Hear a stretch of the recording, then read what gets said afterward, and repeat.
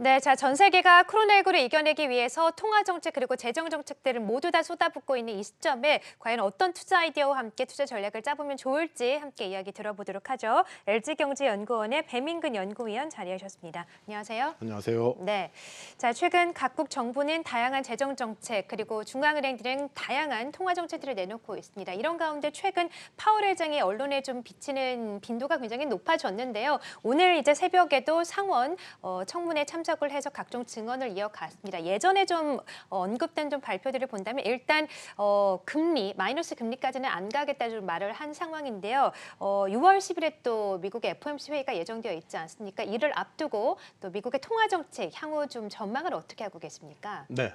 미국은 현재 계속 마이너스 금리에 대한 논쟁 중이다라고 이렇게 볼 수 있을 것 같습니다. 당장은 주요 정책 당국자들이 마이너스 금리 도입에 대해서는 좀 거리를 두고 있는 그런 모습입니다만은 금융권 중심으로 해서 연구소라든지 이런 것들 중심으로 해서 마이너스 금리 어느 정도 할 수도 있지 않느냐, 혹은 마이너스 금리를 소폭으로라도 도입했을 때 그 부작용에 비해서는 득실이 좀 더 클 수도 있지 않느냐, 이런 식으로 논의가 진행이 되고 있는 것 같습니다. 1차적으로는 미통화 정책의 어떤 방향성은 계속해서 좀 유동성을 공급하는 이런 것들을 주로 우량 신용물 중심으로 해서 갔던 것들을 비유량으로 점차 영역을 확장해 나가는 것, 그로 인해서 지금 그렇지 않아도 실물 경제와 금융 사이의 어떤 괴리가 크다. 그렇죠. 예. 또 그래서 실물 경제 쪽에서 특히 비우량 영역을 중심으로 해서 조금 더 지원책을 계속해서 늘려 나가는 것이 이것은 어떻게 보면 당연한 그런 수순이 될 것이고, 앞으로 좀 도덕적 해이와 같은 그런 논란에도 불구하고 진행이 될 것이다, 이렇게 보여지고요. 네. 마이너스 금리는 사실 그렇습니다. 주요 경제학자라든지 정책 당국자들은 거리를 좀 두고 있고, 예. 이미 유럽에서 지난 수년 동안 ECB도 그렇고 덴마크라든지 이런 나라에서 마이너스 정책금리 실험을 했다라고 볼 수 있었는데요. 네. 그 결과가 그렇게 긍정적이냐라고 했을 때는 생각만큼 그렇지는 않은 것 같다라고 하는 쪽으로 좀 결론이 나 있고요. 또 한 네. 가지는 정책 금리가 마이너스고 이에 따라서 국채 금리가 마이너스 영역으로 내려가는 것에 따른 어떤 일반 국민들의 어떤 불안감이라고 그럴까요? 네. 그런 부분들이 상당히 크고, 또 금융권들의 어떤 그 마진이 대폭 축소되는 데서 따르는 어떤 불안 요인, 이런 것도 있기 때문에 좀 신중하다, 이렇게 좀 보여준. 앞으로도 그렇습니다. 마이너스 금리가 미국이 채택할 것인가에 대해서는 그렇습니다. 현재 좀 반반이다, 이렇게 보여줄 수 있고, 네. 채택하더라도 마이너스 금리의 폭이 크지는 않다. 아주 작은 폭의 마이너스 금리를 채택할 가능성이 좀 있지 않겠느냐, 이 정도로 좀 내다보고 있는 상황이고요. 네. 근데 또 한 가지는 그렇습니다. 아무리 말씀드린 대로 정책 담당자들이 거리를 둔다 하더라도 예.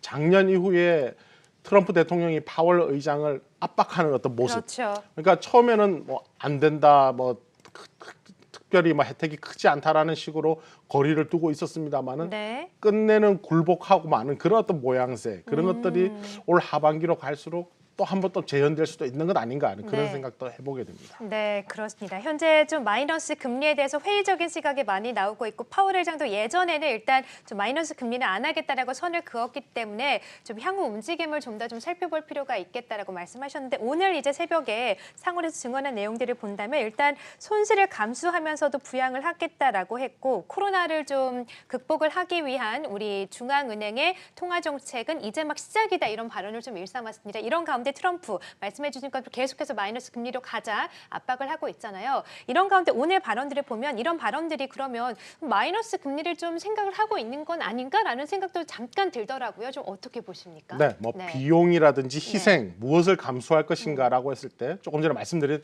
마이너스 금리 자체도 좀 사람들의 불안감을 조장한다라든지 그런 어떤 부작용은 있을 수 있는데, 그것보다는 일단은 그 메인스트리트 실물 경제 쪽에서의 어떤 비우량 부문에 대한 증권 매입의 확대, 그쪽이 가능성이 크지 않느냐 생각이 듭니다. 네. 사실은 이게 미국 주가는 지난 2월 말 3월 초까지였던 그 고점 다우존스 29,000에 비해서 이게 저점 19,000까지 하락했다가 지금 한 절반 정도 회복을 한 것 같거든요. 그러니까 어떻게 보면 지난 4월 중순 이후의 어떤 조정 흐름이라고 하는 것은 비교적 자연스러운 흐름이 아닌가라고 이렇게 생각이 되는데, 사실 월가에서는 그렇죠. 더 펌프질을 해달라라고 하는 그런 어떤 압박도 당연히 들어갈 수 있는 것이고요. 근데 사실 그보다는 결국은 금융권에서는 어떤 불안이 어느 정도 좀 잦아들고 있는데 실물 경제, 모기지라든지 일반 소비자들의 어떤 주택 문제라든지 이런 부분들에서 연체가 늘어나고 압류가 늘어난다면은 다시 한번 미국 경제 좀 위기로 빠져드는 이런 부분을 차단해야 되기 때문에 상업용 부동산 모기지라든지 또뭐 민간 주거용 이런 부분에 대한 지원 이런 것들이 우선이지 않겠냐. 관련된 부분에서 어느 정도 비율형 회사채 같은 것들을 매입해서 손실이 나더라도 그런 것들은 감수할 수 있다라는 저는 일단 후자의 쪽으로 좀 먼저 읽고 있습니다. 네, 그렇군요. 자, 이런 가운데 이제 다음 주에 또 우리나라 한국은행 금통위가 예정되어 있지 않습니까?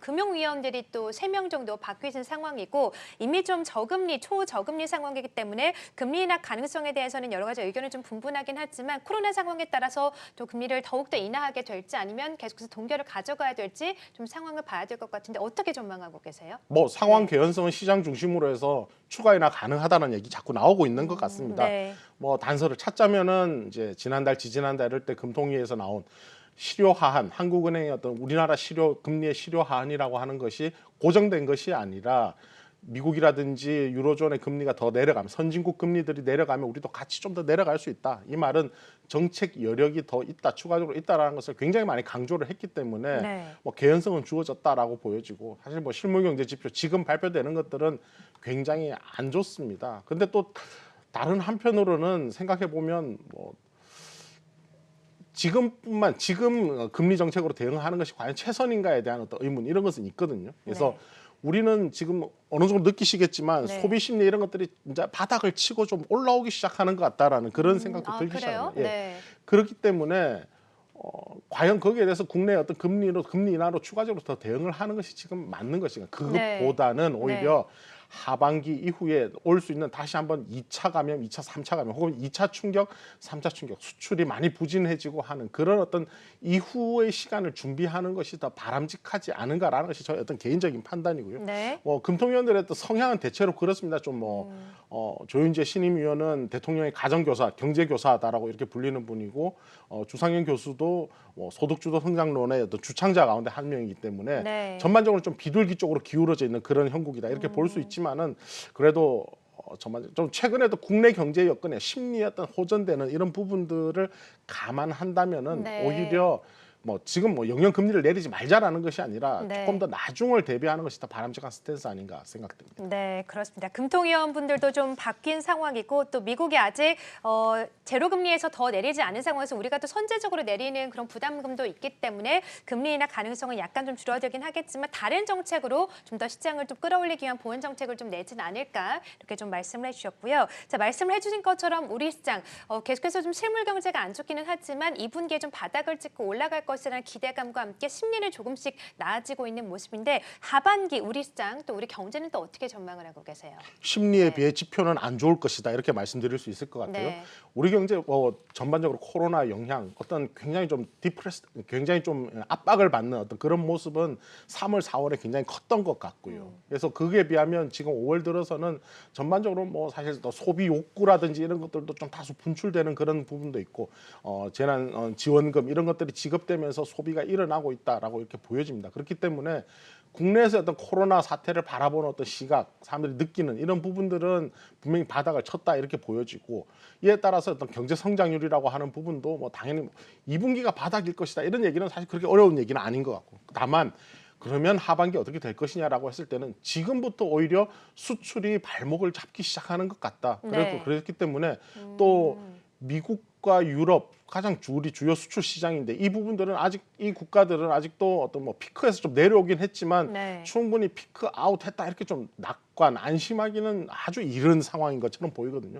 관련된 어떤 수요라는 것들이 계속 2분기, 3분기 계속해서 나빠질 가능성이 굉장히 높기 때문에 네. 3, 4분기 어떤 지표, 경제 지표 호전폭 이런 것들은 국내 어떤 소비 심리가 나아지는 것에 비해서는 상당히 좀 실망스러울 가능성이 있다. 관련된 투자라든지 이런 것들도 같이 소비의 어떤 위축과 함께 진행될 것이기 때문에 하반기 어떤 성장의 어떤 기대 수준 이런 것들을 좀 높이 가져가지 않는 것이 좀 맞지 않나 이렇게 생각됩니다. 네, 그렇군요. 심리에 비해서 지표도 좀 안 좋아질 수 있고 수출 지표도 더욱더 악화될 가능성이 있기 때문에 지금보다 약간 좀 경계감을 갖고 보수적으로 접근을 해보자는 말씀이시군요. 시장에 네. 대해서도 같은 의견이신가요? 네, 그렇다고 보여집니다. 네. 아까 지금의 어떤 다우존스 미국 증시를 비롯한 또 조정 이런 것들은 네. 비교적 자연스럽다고 보여지는데 그렇습니다. 뭐 추가적인 어떤 부양책 사실 저는 판단하기로는 유로존과 일본에서는 부양책 혹은 유동성 공급 정책의 어떤 규모가 크게 나오지 않았다라고 이렇게 보고 있거든요. 그래서 이 부분에 있어서는 물론 더 추가 확대된다라고 하면 증시가 탄력을 받을 수 있겠지만 전반적인 어떤 실물 경제 충격 이런 것들을 우리가 지수와 이렇게 연동된다 이렇게 보기는 좀 어렵기 때문에 네. 어떤 경제 전반의 어떤 수요라든지 결국 수요가 살아나야 수요가 살아나야 어느 정도 뭐 지수도 따라가는 것 아니겠습니까? 네. 그렇기 때문에 좀 보수적으로 보는 게 맞다라고 생각됩니다. 네, 알겠습니다. 다음 주 한국은행 금리 결정을 앞두고 시장에 대한 전망 약간은 좀 보수적이고 경계감을 좀 가져가는 게 좋겠다라고 전략도 함께 말씀해 주셨네요. 지금까지 LG경제연구원의 배민근 연구위원이었습니다. 고맙습니다. 감사합니다.